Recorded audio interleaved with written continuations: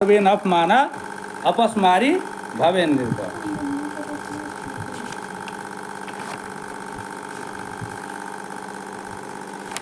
गुरु गर्वेन अपमाना अपस्मारी भवेन नर। गुरु के जे गर्व से अपमान करे छथि ओ मृगी रोग से युक्त होइ छथि। निंदको वेद शास्त्राणाम पांडु रोगी भवे ध्रुवम। जे वेद शास्त्र के निंदा करे छथि ओ पांडु रोगी होइ छथि। कूट साक्षी भवेन मूका। जे मिथ्या गवाह दै छथिन ओ गुंगा होइ छथि। काणः स्यात् पंक्ति भेद का। जे पंक्ति भेद करै छथिन ओ कना होइ छथिन। माने एक पंक्ति में बैसल छै ओकरा दूटा पापड़ दऽ देलहुँ एकरा एकटा दऽ देलहुँ। पंक्ति भेद माने उदाहरण दू रंगक के नहि तऽ हुनका ओ भऽ जाइ छथि काणः कनाह। अनुष्ठा स्यात् विवाहोगना। जे आदमी विवाह के मोड़ै छै तऽ ओ होइ छै अनुष्ठ माने ठोर कटल जे रहै छै एहन तरहक हुए।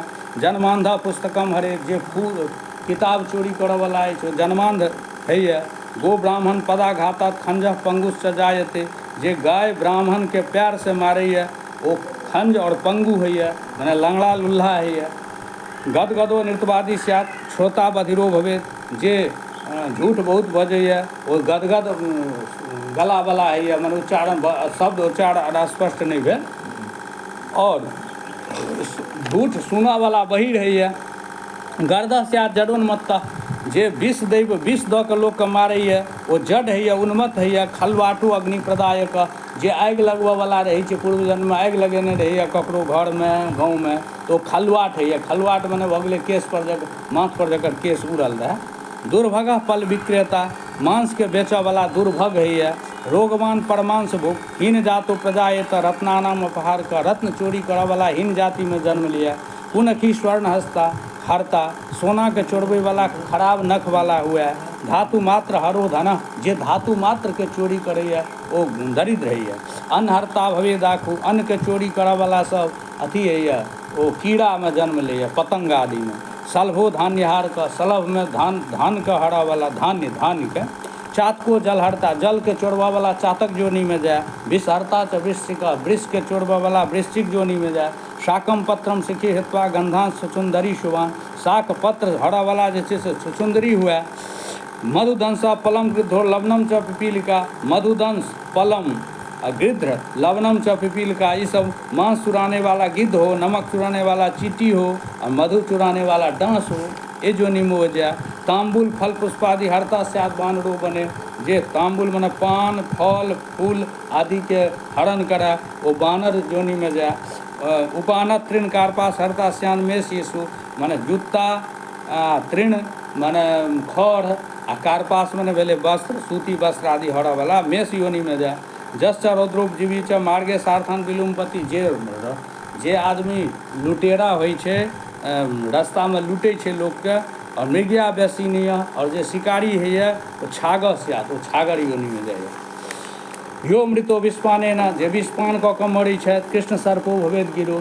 ओ कृष्ण सर्प होइए काला नाग होइए पर्वत पर। निरंकुश स्वभाव स्यात् कुंजरो निर्जने बने। निरंकुश स्वभाव वाला जे व्यक्ति ओ कुंजर होइए व्याघ्र होइए निर्जन वन में जाके हाथी होइए। कुंजर बने हाथी। वैश्वदेव मकरतारा सर्वभक्षास। जे द्विजा अपरीक्षित भोगतारो व्याघ्रासु निर्जने बने। जे ब्राह्मण वैश्वदेव के पूजा नहीं करैए सर्वभक्षा सब किछु खाइए हाँ अभी अपरीक्षित भोक्तार परीक्षण कऽ के भोजन नहीं करैए ककरो अन्न खा लैए ओ व्याघ्रासु निर्जने बने। ओ बाघ हुए निर्जन वन में। गायत्री न स्मृत जस्तु जो न संध्या में उपासते। जे गायत्री जप नहीं करैए जे संध्या बंदन नहीं करैए अंतर दुष्टो वही साधु। अंदर से तो दुष्ट रहैए बाहर से जे साधुता देखबैए सब अवेद ब्राह्मणो बकः। ओ ब्राह्मण जे बगुला होइए। अयाज्य याजको विप्रह सब वेद ग्राम सुकर। अयाज्य याजक मने जकरा नहीं पूजेबाक चाही ओकरा जे पूजबै छथि ओ ब्राह्मण होइए ग्राम सुकर गाँव के सुगर। खरो वै बहुयाजित्वात्। जे बहुत पूजा पाठ करबैए ओ खर मने गधा योनि में जाइए। काको अनिर्मंत्रण भोजनात्। आ कौआ ओ होइए जे बिना निमंत्रण के भोजन करैए ओ काक योनि में जाइए। पात्रे विद्या मदाता च बलिवर्दो भवेत् द्विज। जे सुपात्र में दान सुपात्र शिष्य के पढ़बै नहीं है विद्या नहीं दैए ओ बलिवर्द होइए मने बैल योनि में जाइए। गुरु सेवा मकरता च शिष्या साथ गोखरः पशु। जे गुरु सेवा के नहीं करै छै तो शिष्य जे छै से गधा होइए। गुरुम हुंकृत्य तुंकृत्य विक्रम निर्जित्य बाधतारण्य निर्जल देशे जायते ब्रह्म राक्षस। जे गुरु के हुंकार तुंकार और विप्र मने ब्राह्मण के जे हुंकार तुंकार कऽ कऽ निर्जित्य मने ओकरा जे छै अपमान करैए तऽ ओ अरण्य जंगल में जाइए निर्जले देश से, जतऽ कोनो पानि नहि रहै छै, ओहिठाम ब्रह्म राक्षस योनिमे प्राप्त करैए। प्रतिश्रुतम द्विजे दानम अदत्वा जम्बुको भवेत। ब्राह्मणके प्रतिज्ञा कऽ के जे दान नहि दै छथि ओ जम्बुक होइ छथि। जम्बुक मने सियार। सताम असत्कार करब फेत कारो अग्निमुखो भवेत। जे सत्पुरुषके अनादर करऽवला छथि ओ सियार होइ छथि, अग्निमुख सियार। मित्र धुक गिरिगृद्ध स्याद उलूकः क्रय वंचनात्। मित्र से द्रोह करऽवला पर्वत के गिद्ध हुए, क्रय में धोखा दैवला उल्लू हुए। वर्णाश्रम परिवादात कपूतो जायते नरः। वर्णाश्रम के निंदा करऽवला वन में कपूत हुए। आशा छेद करो जस्तु स्नेहत छेद करस्तु जत। जो द्वेषात स्त्री परित्यागी चक्रवास कश्चिरम भवेत। जे आशा छेद करऽवला छथि, जे स्नेह छेद करऽवला छथि, जे द्वेष से स्त्री के त्याग करऽवला छथि ओ चक्रवाक योनि में जाइ छथि।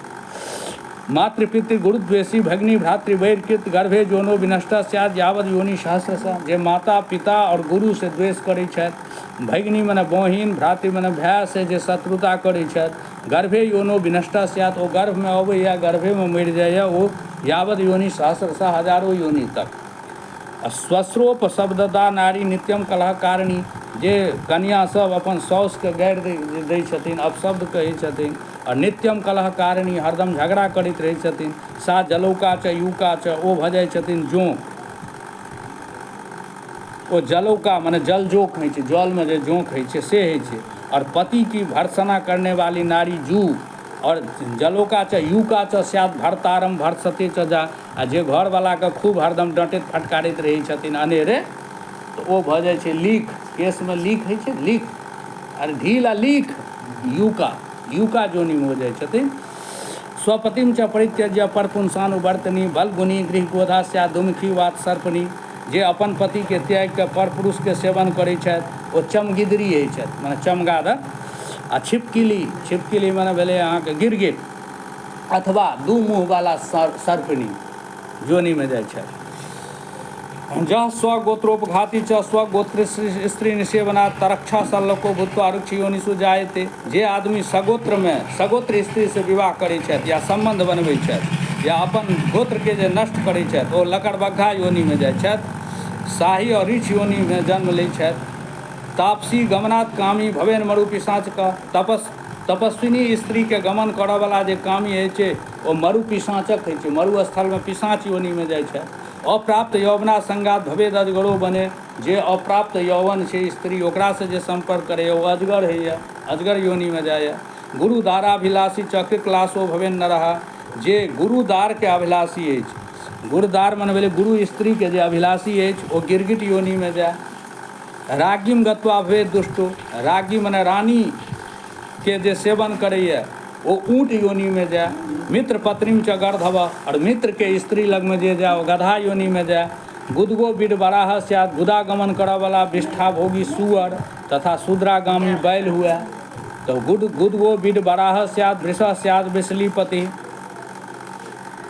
आ महाकामी भवेद जस्तु स्याद अश्वः काम लंपट। जे बहुत कामी पुरुष रहैए ओ घोड़ा योनिमे जाइए। मृतस्य एकादशाहम तु भुंजान स्वाभिजायते। जे अहाँके मृतकके एकादशाहमे भोजन करै छथि ओ कुत्ता योनिमे जाइ छथि। तद लभे देवल्को विप्रो योनि कुक्कुट संज्ञकाम। ओकरा कहै छै कुक्कुट संज्ञक योनि कहै छै, ठीक छै। ओ अहाँ जे कहै छी हम बुझि रहल छी, ओकर बादमे हम कहै छी। द्रव्यार्थम देवता पूजाम जह करोति द्विजाधम। द्रव्यके लेल जे देवता पूजा करै छथि मने धनके लेल जे देवता पूजा करै छथि सब देवलको नाम हब कव्येषु गर्हित। ओ देवलक कहबै छै। देवलक ब्राह्मण देव कार्य और पितृकार्यमे निंदनीय होइ छै, हुनका नहि बजेबाक चाही। महापातक जान घोड़ा नरकान प्राप्य दारुणान कर्मक्षय प्रजायन्ते पात महापातकिनस्तुः। महापातक जान घोड़ा नरकान प्राप्य दारुणान। महापातक पाप से उत्पन्न जो घोर नरक दारुण ओकरा प्राप्त कऽ के कर्मक क्षय प्रजायन्ते, फिर कर्म के क्षय के बाद उ सबके जन्म होइ छै। यानी क्षीणे पुण्य मर्त्यलोकम विशन्ति। मनुष्य जे पाप पुण्य करै छै ओ तदनुसार स्वर्ग नरक प्राप्त होइ छै। चाहे अहाँ पुण्य करबै स्वर्ग आ पाप करबै तऽ नरक। फेर ओहिठाम ओ पाप पुण्य जाबत संचित रहै छै ताबे लोक स्वर्ग नरक सुख दुख भोगैए। फेर ओ जहन नष्ट भऽ जाइ छै, छीने पुण्य मर्त्य लोकम विशन्ति, फेर एहि संसारमे अबैए, फेर एहिठाम जन्म लैए, फेर पूर्व जन्मके कर्म सेहो सङ्ग दै छै, फेर नया कर्म सेहो करैए, एहि तरह चलि रहल छै। सएह ई कहलखिन हेँ। खरोष्ट महिषी नाम ही ब्रह्मा योनि मृक्षते, वृक्षवान सिंगाला नाम सुरापा यान्ति योनिषु। खर, उष्ट और महिषी ब्रह्म हत्या करऽवला जे छै से गधा भऽ सकैए, ऊँट भऽ सकैए, महिष योनिमे जा सकैए। और वृक्षवान श्रृंगाला नाम सुरापा यान्ति योनिषु। सुरापा मने भेलै मदिरा पान करऽवला व्यक्ति, वृक मने भेलै अहाँके भेड़, आ ओहिके बाद स्वान मने भऽ गेलै कुत्ता, सियार, एहि योनिमे जा सकैए। कृमि कीट पतंगत्वम शरणस्ते ही समाप्नुयात्। सोना चोरी करऽवला कृमि योनिमे, कीट योनिमे, पतंग योनिमे जा सकैए। तृण गुल्म लतात्वम च क्रमशो गुरुतल्प। गुरु स्त्री गमन करऽवला तृण गुल्म लता आदि योनिमे जा सकैए। परस्य योषितम हृत्वा न्यासापहरणेन च ब्रह्मस्वहरणात् चैव जायते ब्रह्मराक्षस। दोसरके जे स्त्रीके हरण करैए या न्यासके जे हरण करैए, ब्राह्मणके धनके जे हरण करैए, ओ ब्रह्म राक्षस होइए। ब्रह्मस्वम प्रणयात भुक्तम दहत्या सप्तमं कुलम। ब्राह्मणके धन जे छै से प्रेमपूर्वक खाय या अप्रेमपूर्वक खाय, ओ सप्तम कुलम दहती, मने 7 कुल तकके जला दै छै। बलात्कारे न चौड़िए न दहत्या चंद्र तारकम। आ यदि जबरदस्ती खाय आ बलात्कार कऽ के खाय, मने जबरदस्ती आ चोराके, तो आचंद्र तारकम, ओ जे छै संपूर्ण समयके लेल नष्ट कऽ दै छै। लौह चूर्णास्म चूर्णे च विषम च जरियन नरक। कहै छथिन लोहाके चूर्ण या पत्थरके चूर्ण या विषके पचा सकैए मनुष्य, लेकिन ब्रह्मस्वम मने ब्राह्मणके धन जे छै त्रिषु लोकेषु कः पुमान् गरिष्यति। तीनों लोकमे केओ एहन पुरुष नहि अइ जे ओकरा पचा सकैए। ब्रह्मस्व रसपुष्टानि वाहनानि बलानि च युद्धकाले विसृज्यन्ते संयुक्ता सेतवो यथा। ब्राह्मणके धनके रस से पुष्ट जे वाहन और बल छै, ओ ओहिना नष्ट भऽ जाइ छै युद्धके समय। जेना बालूके बनायल यदि पुल रहै तऽ ओ नष्ट भऽ जेतै पानि अयलासँ।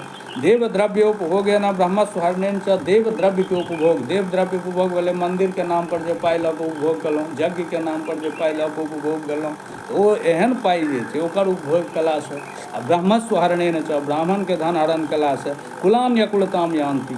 और कुल जे छै अकुल भऽ जाइ छै, मने जे सुकुल रहै छै, जकरा अहाँ कुलीन कहै छै, ओ कुलहीन भऽ जाइ छै। आ ब्राह्मणातिक्रमण च, और ब्राह्मणके अतिक्रमण कयलासँ। तऽ ब्राह्मणके अतिक्रमण की भेलै? ब्राह्मणातिक्रमण दोष छियै।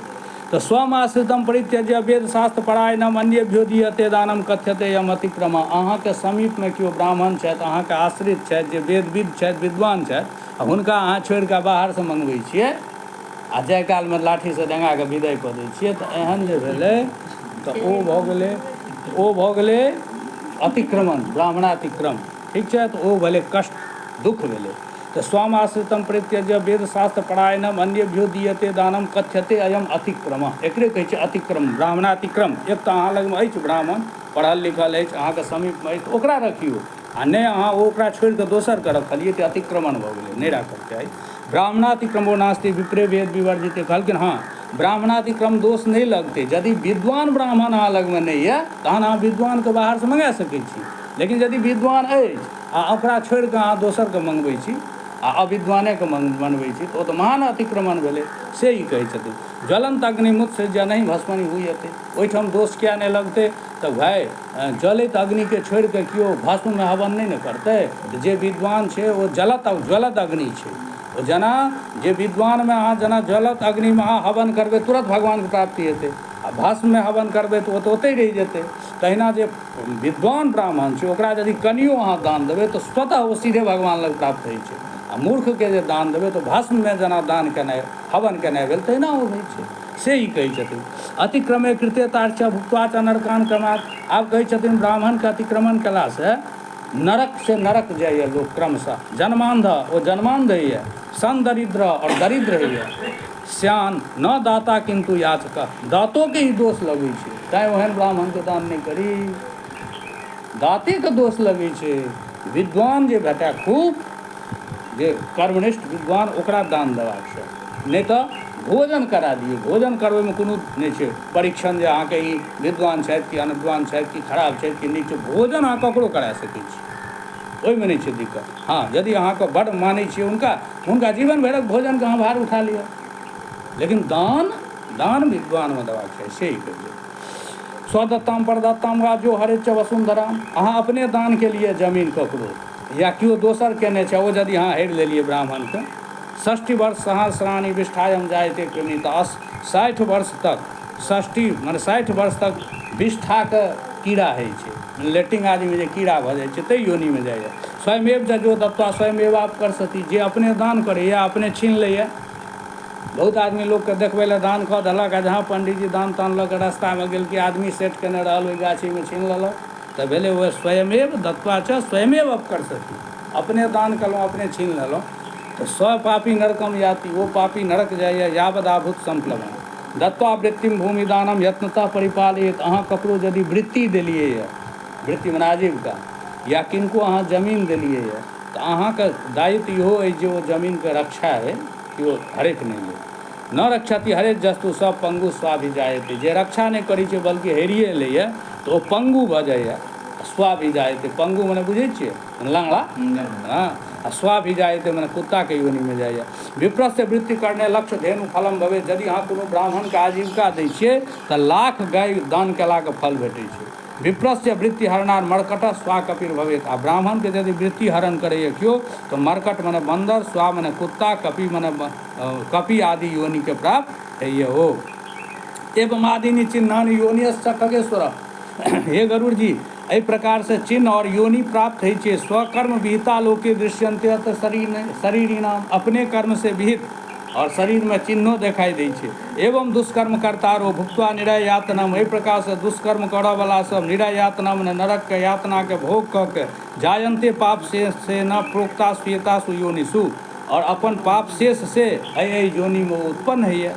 ततो जन्म सहस्रेषु प्राप्त तिर्जक शरीर, तहन जे छै से हजारों जन्म जहन एहि प्रकार से घूमैत रहैए तहन तिर्जक शरीर तम प्राप्य, तिर्जक मने भेलै अथी पशु पक्षी योनि प्राप्त कऽ के दुखानी भार बहनोद्भवादीनि लभन्ति ते, तऽ भार बहनोद्भवादीनि मने भार बहन केलक तऽ इत्यादि दुःखके ओ प्राप्त करैए।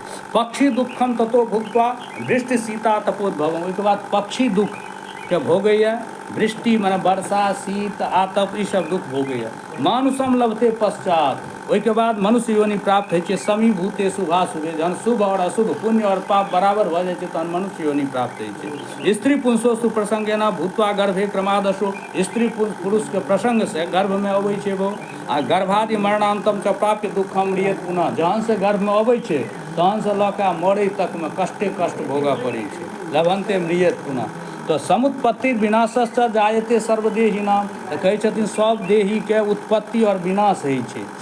एवं प्रवर्तितम चक्रम भूतक ग्रामे चतुर्विधे, एहि प्रकार से एहि संसारके ई चक्र चलि रहल छै। घटी यंत्रम यथा मर्त्या भ्रमंती मम माया, कहै छथिन जेना घटी यंत्र मने घड़ीके जे चाभी छै ओ चाभी जेना घूमैत रहै छै तहिना ई सृष्टि प्रक्रिया हमरा मायासँ चलि रहल छै। भगवान कहै छथिन घूमो कदाचिन नरके कर्मपाश समावृता, कहियो ओ भूमि पर कहियो ओ नरकमे कर्मपाश से समावृत भऽ कऽ रहैए। तऽ अदत्त दानाच भवेत दरिद्रो, जे दान नहि करैए वएह दरिद्र होइए।